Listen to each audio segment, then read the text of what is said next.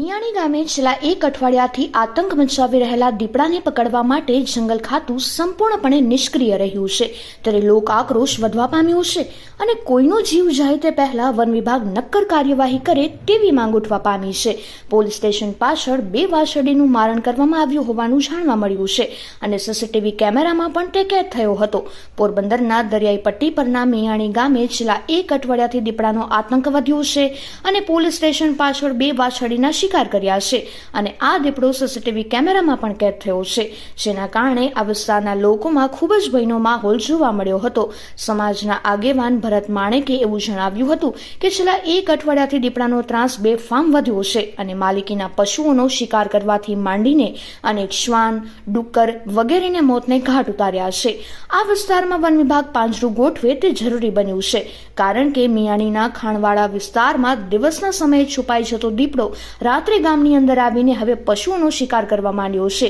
તેથી જો હવે કોઈ વ્યક્તિનો ભોગ લેવાય તો તેના માટે જવાબદાર કોણ, તેવો સવાલ ઉઠવાયો છે અને વન વિભાગ ડેમવાળા વાડી વિસ્તારમાં પિંજરું મૂકવાને બદલે ખાણવાળા વિસ્તારમાં અને ગામની નજીક ખારવાવાળા વિસ્તારમાં પિંજરું મૂકે તેવી માંગણી કરવામાં આવી છે.